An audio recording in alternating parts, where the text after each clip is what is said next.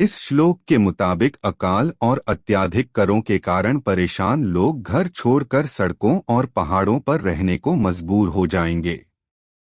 ये तो सब जानते हैं कि भगवद गीता हिंदुओं का प्रमुख ग्रंथ है। गौरतलब है कि आज से लगभग 5000 वर्ष पूर्व भगवान कृष्ण ने यह ज्ञान अपने प्रिय सखा अर्जुन को दिया था। साथ ही गीता में कर्म, अर्थ और जीवन जीने का अद्भुत ज्ञान है। वही गीता में भगवान कृष्ण हमें बहुत सी सीखें भी देते हैं और साथ ही हमें हमारी कमियां भी बताते हैं। दरअसल गीता को द्वापर युग के अंत में भगवान कृष्ण ने ही सुनाया था, पर तब उन्होंने कलयुग के लिए भी कुछ बातें कही थी और उनकी यह अद्भुत बातें आज 100% सच भी हो रही हैं। तो यहाँ जानिए आखिर ऐसी कौन सी दुर्लभ बातें हैं जो देवेश्वर कृष्ण ने बताई थी। श्लोक। ततश्चानुदिन धर्मः सत्यं शौचं क्षमा दया कालेन बलिना राजन नक्ष्यत्यायुर्बलन स्मृतिः।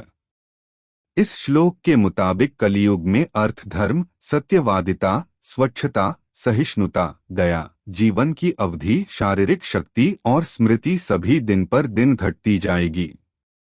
श्लोक।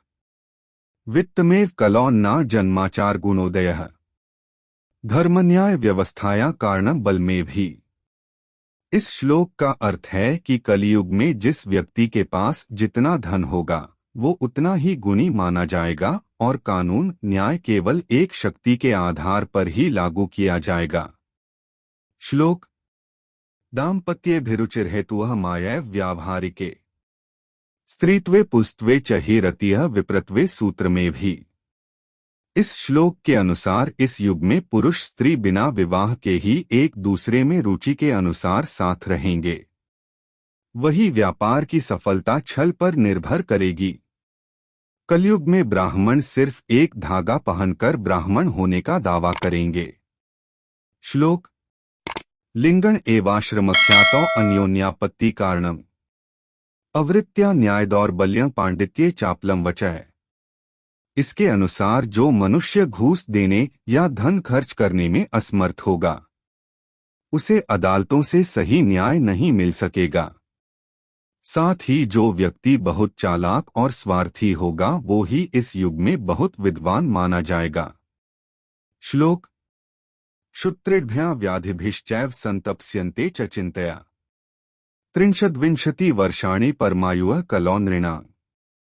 इसका अर्थ ये है कि इस युग में लोग भूख, प्यास और कई तरह की चिंताओं से दुखी रहेंगे। कई तरह की बीमारियां उन्हें हर समय घेरे रहेगी।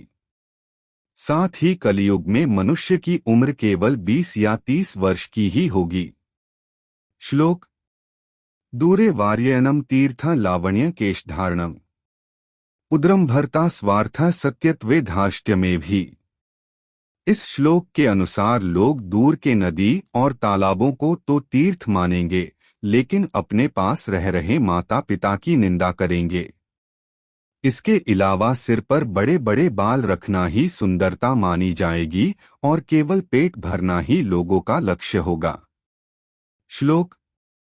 अनावृष्ट्या विनक्ष्यन्ति दुर्भिक्षकर पीड़िता है शीतवातात पप्रावृड हिमैरण्योन्यतः प्रजा है। इसके अनुसार कलयुग में कभी बारिश नहीं होगी जिससे सूखा पड़ जाएगा। साथ ही कभी कड़ाके की सर्दी पड़ेगी तो कभी भीषण गर्मी हो जाएगी, तो कभी आंधी आएगी तो कभी बाढ़ आ जाएगी। इन परिस्थितियों से लोग परेशान होंगे और नष्ट होते जाएंगे। श्लोक। अनाढ़यतैव असाधुत्वे साधुत्वे दंभ एव तु स्वीकार एव चोदवाहे स्नान में प्रसाधन। इस युग में जिस व्यक्ति के पास धन नहीं होगा वो अधर्मी, अपवित्र और बेकार माना जाएगा। वही इस युग में विवाह दो लोगों के बीच बस एक समझौता होगा और लोग बस स्नान करके समझेंगे कि वो अंतरात्मा से शुद्ध हो गए हैं। श्लोक। दाक्ष्य कुटुंब भर्ण यशोर्थे धर्म सेवन एवं प्रजाभिर्दुष्टाभ्यः आकीर्णे क्षितिमंडले। इस श्लोक के अनुसार धर्म कर्म के काम केवल लोगों के सामने अच्छा दिखने और दिखावे के लिए ही किए जाएंगे। पृथ्वी भ्रष्ट लोगों से भर जाएगी और लोग सत्ता हासिल करने के लिए एक दूसरे को मारेंगे।